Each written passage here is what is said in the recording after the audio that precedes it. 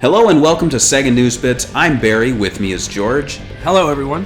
And do you like physical media? Do you like touching media and feeling it and putting it in your player? Oh, no, I don't.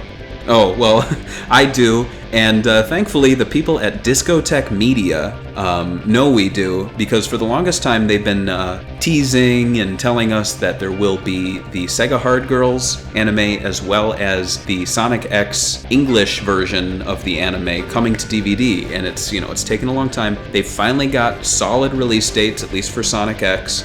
So let's just go through this. So basically, Sonic X was supposed to release end of September. It didn't happen. The company has since come out and said, so they've moved the release date to November 8th for Collection 1, which will contain Seasons 1 and 2, and then a month later on December 6th, Season 3 will be coming out. So you can get all 3 seasons of Sonic X on DVD by the end of the year, which is really great. And I know people will be saying, 10 years ago they did this, it released a DVD. Well, it did, but it was in single disc volumes, which cost about $20 each, are impossible to find now, and then they re-release them in like saga sets. You know how Sonic fans are with collecting. These things go up in price. So they're out there again, which is great. The only problem is it's not the Japanese version, it's the English version. What are your thoughts on this, George? I wasn't a huge fan of the Sonic X show, but I can see why there's a demand for this kind of thing. But I don't know, it's kind of weird. Physical media, you think it would sell well? I mean, you think that the people that watch Sonic X growing up are going to buy this? Because what I've heard is I don't know, you could tell me, you know more about this than I do, but that they changed the American version. So is this the changed one? Okay. Yeah, I mean, there's different music. Obviously, there's the English voices. In my opinion, I think both have merit, because this is, the first time that Mike Pollock voiced Eggman, and so you get to hear the entire 4Kids cast, a lot of actors before they went on to do the games. So that's kind of cool. Also, I don't know, for some people, hearing the Sonic characters speak English is normal for them. Not to say that I don't dislike the Japanese version, but I think both are valid versions. I guess the only problem is they're not giving the Japanese one a release, so maybe they will down the line. I know Discotech has done that with Samurai Pizza Cats, where both those, the Japanese version and the American version, are very different. So, but thankfully, SEGA Hard Girls, which is also called Hi-sCoool SEGA Girls, is also receiving a release from Discotech Media. It's going to be on DVD and Blu-ray. They said they will be picking a date soon, which is great because that means they went through all the licensing stuff.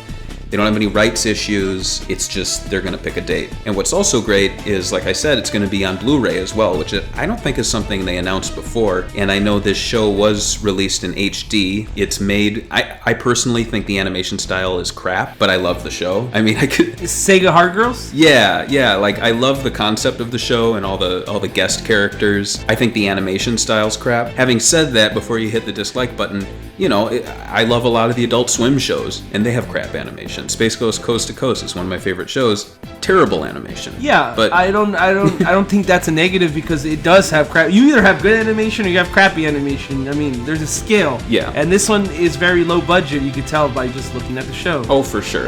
But it's a good show. I mean, I didn't think I was gonna like it watching a few of them, but I started watching them and I'm like, okay, these are pretty much made for like people like me and you that are really into Sega. Yeah, and once they go into the game world, it makes total sense, because then they actually get to directly rip models from old games, or at least reference them, and it works perfectly. So, maybe I'll step back a few on my saying it's crap. It works for the content that they're referencing.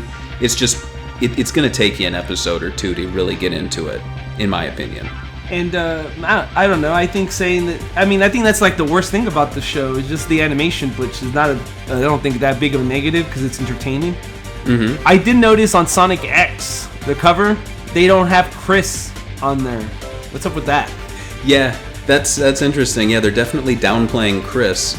Chris Thorndike, everyone's favorite friend of Sonic. It's also interesting that they utilize a design that looks very much like the classic games. In this, actually, the Japanese Mega Drive designs, and this actually carries over to the DVD menus, which we've seen. So they're definitely, I think, hiding aspects of the series to people, which I won't say is shameful or sleazy, because I would do the same. I wouldn't put Chris Thorndike on the cover, but know what you're getting into. Such a weird thing to be in, like this situation where like 10 years ago because Sega would ignore that there was a classic Sonic and the retro Sonic scene, and now it's like they're always pandering to that scene now. Oh, it's great. I love it. Pander to me. Yes, please. I agree. It's pretty good. I like it. All right, physical media, it lives. Are you guys picking up either of these? Do you have any complaints? Sound off in the comments below, and don't forget to like and subscribe. Do you like Sega? Do you want Sega news? Visit SEGABits.com, and don't forget to visit us on all of our major social networks.